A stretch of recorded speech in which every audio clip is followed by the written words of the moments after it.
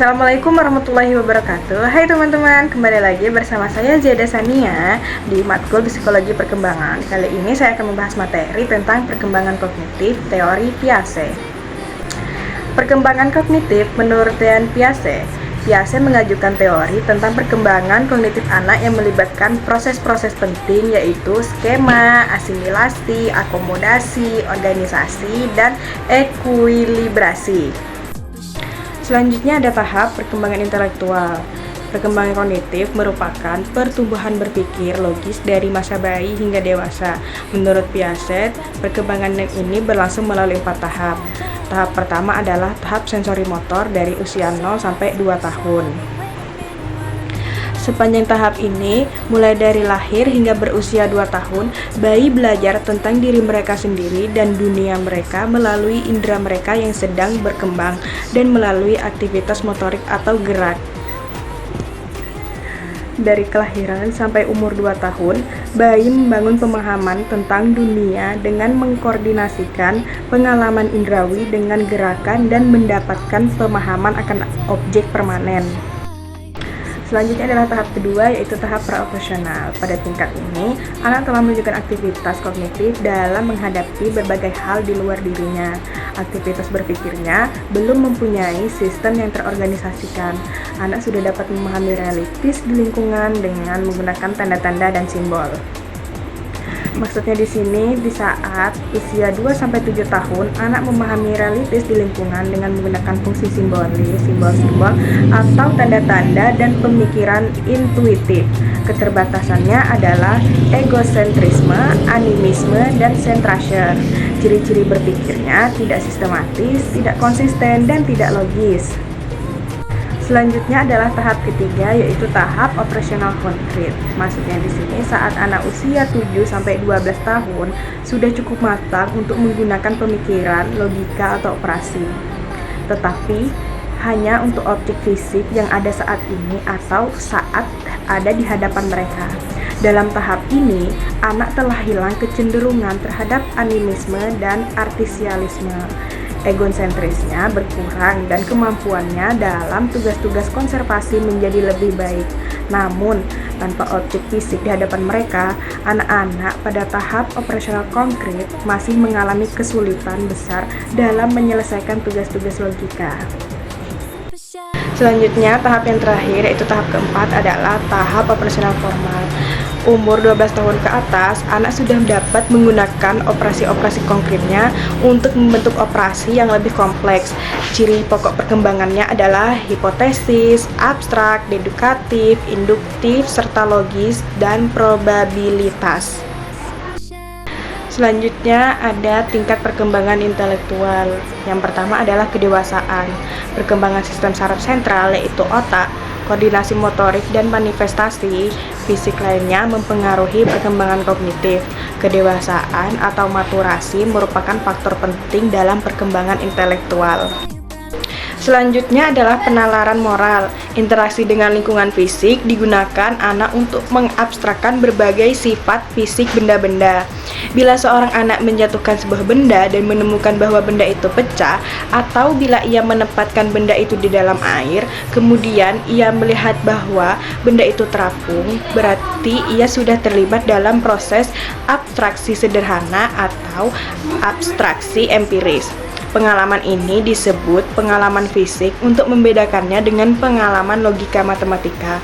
Tetapi secara paradoks, pengalaman fisik ini selalu melibatkan asimilasi pada struktur-struktur logika matematika. Pengalaman fisik ini meningkatkan kecepatan perkembangan anak sebab observasi benda-benda serta sifat-sifat benda itu menolong timbulnya pikiran yang lebih kompleks. Selanjutnya yang ketiga adalah pengalaman logika matematika. Pengalaman yang dibangun oleh anak yaitu ia membangun atau mengkonstruksi hubungan-hubungan antara objek-objek. Contohnya, misal anak yang sedang menghitung beberapa kelereng yang ia miliki dan ia menemukan 10 kelereng. Konsep 10 bukannya sifat kelereng-kelereng itu, melainkan suatu konstruksi lain yang serupa yang disebut pengalaman logika matematika. Selanjutnya yang keempat adalah transmisi sosial. Dalam transmisi sosial, pengetahuan itu datang dari orang lain seperti pengaruh bahasa, instruksi formal dan membaca, begitu pula interaksi dengan teman-teman dan orang-orang dewasa, termasuk faktor transmisi sosial dan memegang peranan dalam perkembangan. Selanjutnya yang terakhir, pengaturan sendiri. Pengaturan sendiri atau ekuilibrasi adalah kemampuan untuk mencapai kembali keseimbangan selama periode ketidakseimbangan. Ekuilibrasi merupakan suatu proses untuk mencapai tingkat-tingkat berfungsi kognitif yang lebih tinggi melalui asimilasi dan akomodasi tingkat demi tingkat. Jika pengaturan sendiri sudah dimiliki anak, ia mampu menjelaskan hal-hal yang dirasakan anak dari lingkungannya. Kondisi ini dinamakan ekuilibrium. Namun, ketika anak menghadapi situasi baru yang tidak bisa dijelaskan dengan pengaturan diri yang sudah ada, anak mengalami sensasi disequilibrium yang tidak menyenangkan. Secara naluriah, kita disarankan untuk memperoleh pemahaman tentang dunia dan menghadapi disequilibrium. Selanjutnya, pembahasan yang terakhir adalah kritik terhadap teori Piaget. Kebanyakan ahli psikologi sepenuhnya menerima prinsip-prinsip umum teori Piaget bahwa pemikiran anak-anak pada dasarnya berbeda dengan pemikiran orang dewasa dan jenis logika itu berubah seiring dengan bertambahnya usia. Namun, ada juga penelitian yang meributkan detail-detail penemuan Piaget, terutama mengenai usia ketika anak mampu menyelesaikan tugas-tugas spesifik. Yang pertama adalah pada sebuah studi klasik, MC Garrigle dan Donaldson menyatakan bahwa anak sudah mampu memahami konservasi dalam usia yang lebih muda daripada usia yang diyakini oleh Piaget. Yang kedua adalah studi lain yang mengkritik teori Piaget bahwa anak-anak baru mencapai pemahaman tentang objek permanen pada usia di atas 6 bulan. Baillargeon dan DeVos anak diamati sampai mereka berusia 18 tahun dan diuji dengan berbagai tugas operasional formal berdasarkan tugas-tugas yang dipakai Piaget, termasuk pengujian hipotesis. Mayoritas anak-anak itu memang belum mencapai tahap operasional formal. Hal ini sesuai dengan studi MC Garrigle dan Donaldson dan Baillargeon dan DeVos yang menyatakan bahwa Piaget meremehkan kemampuan anak-anak kecil yang terlalu menilai tinggi kemampuan anak-anak yang lebih tua. Dan belum lama ini, Bradmans menguji pernyataan Piaget bahwa mayoritas anak mencapai formal pada akhir masa kanak-kanak. Inilah yang menjadi pertentangan dan kritikan di antara para ahli psikologi.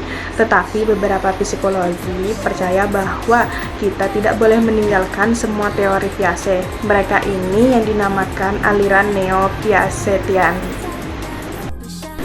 Nah, teori Piaget juga sangat relevan dalam proses pengembangan kognitif anak.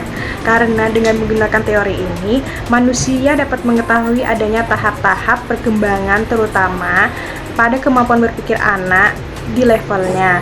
Dengan demikian, bila dikaitkannya dengan pembelajaran, kita bisa memberikan perlakuan yang tepat bagi anak. Misalnya, dalam memilih cara penyampaian materi bagi siswa sesuai dengan tahap perkembangan kemampuan berpikir yang dimiliki oleh anak.